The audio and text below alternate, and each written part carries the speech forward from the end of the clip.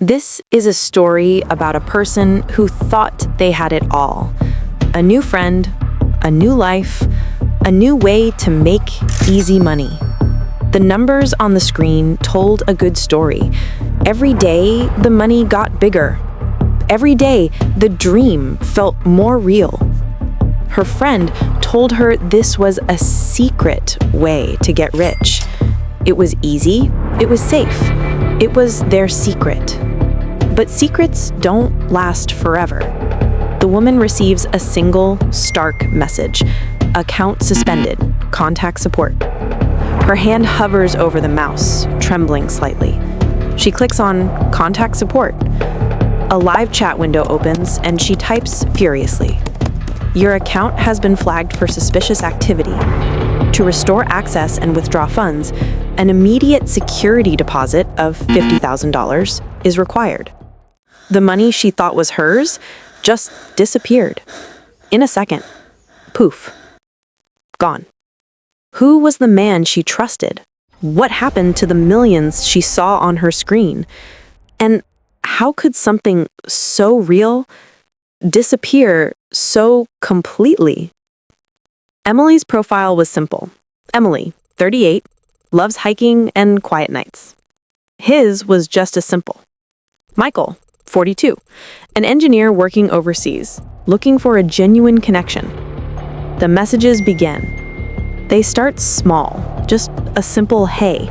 Soon, those hellos turned into long, heartfelt conversations that stretched late into the night. Michael was charming and confident.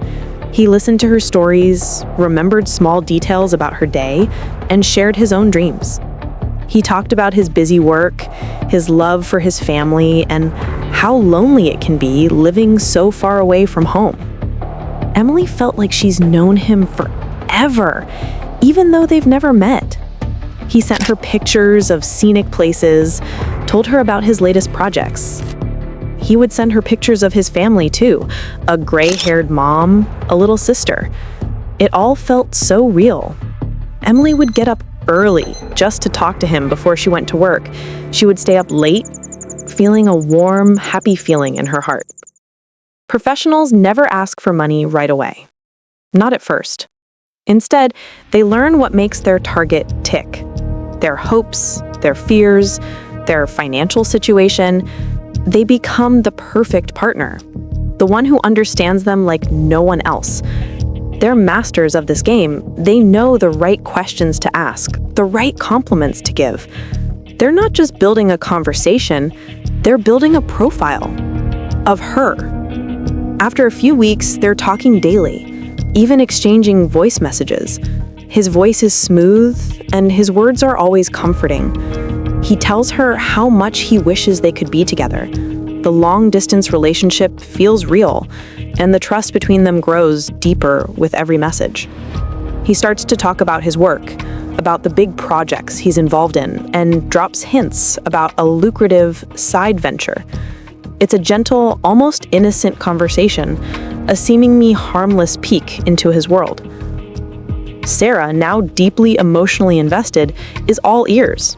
The bait has been set, and she's ready to take a bite. But who is she really talking to? This isn't one man. It's an industry, a brutal, efficient machine of emotional manipulation. The persona of Michael is a carefully designed product. His photos are stolen, his stories are fabricated. His only purpose is to gain one thing: unquestioning trust.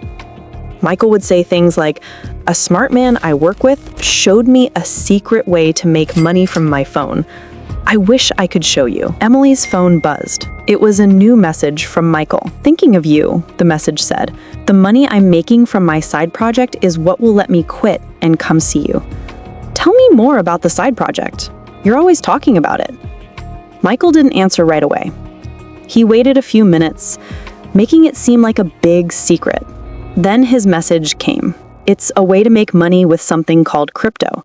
It's like a special kind of money you can only use on your phone or computer. My friend, a smart investor, told me how to do it. It's a secret way to find good coins and make them grow. It has made me a lot of extra money." He didn't ask her for anything. He just planted the idea. Over the next few days, he would send her little notes. Just made another $1,000 this morning. Or, my friend's idea is amazing. I can't believe how fast my money is growing. He made it sound like magic, like a hidden treasure only a few people knew about. He kept saying how much he wished Emily could have this too. He made her feel special, like she was the only one he would ever tell this secret to.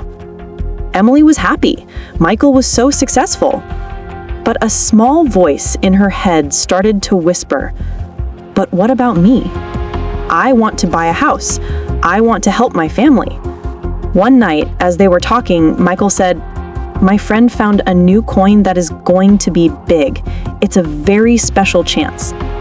He said, "It's for trusted people only. I want to show you how to do it." He wasn't forcing her. He even said he would help her every step of the way. He would send her links and tell her exactly what to do. She took a deep breath and she typed back one simple word: "Okay." Michael was happy to help. He sent Emily a link to a website. "This is it," he wrote. The website was beautiful. It looked like a real money company. There were bright charts and numbers that moved up and down. It had a name that sounded important, like Global Crypto Exchange. He told her to put in a small amount of money first, just to try it. Emily put in $1,500. It wasn't a lot of money, but it was a little test. Right away, the money showed up on her screen. It was like magic. Michael told her to press a button and invest. He told her which numbers to click. The next morning, she looked at the site. Her $1,500 was now $1,650. She felt so excited. Michael was right. This was real. She told him how happy she was. He said, "I told you, we can do this together." Over the next few weeks, Emily kept putting in more money. Every time she put money in, the number on the screen got bigger. Her $1,500 grew to $2,000, then $5,000, then $50,000. The numbers on the screen were not real. They were just fake numbers in a fake game. The website was a lie. Michael and his friends were the ones making the numbers go up. The money she sent wasn't buying anything. It was going straight into their pockets. Emily saw the big numbers, and she believed it. She told her friend, "I'm going to be rich." The website told her she was a top investor. It even had a little picture of a gold star next to her name. She felt smart and special. She told Michael she was so happy. He said, "I know you are, but to make this dream happen, we need to be a little brave. My friend has a huge new project. If we put in all our money now, it will grow super fast. We can buy a house together soon." Emily looked at the big number on her screen. Over $50,000. She was trapped, and she was about to give away everything for it. Emily had a good friend named Lisa, a person she trusted a lot. Emily wanted to tell Lisa about her great new chance to make money. She was so excited she could not keep the secret. One day, Emily showed Lisa the website on her phone. Lisa looked at the screen and her smile faded. Her eyes got narrow. "This looks fake, Emily. The website name is weird." "And why do you have to use a special app to send money? You can't just use your regular bank?" Emily shook her head. "Michael said it's a special way. It's for crypto. It's safe." Lisa's face showed she was worried. "But you've never met him. You've never talked to him on the phone. Only on a messaging app? A person you've never seen with your own eyes is telling you to put all your money into a website?" Emily got a little angry. "You don't understand, Lisa. He's not like that. He's building a future for us. He sent me pictures. He's kind and smart."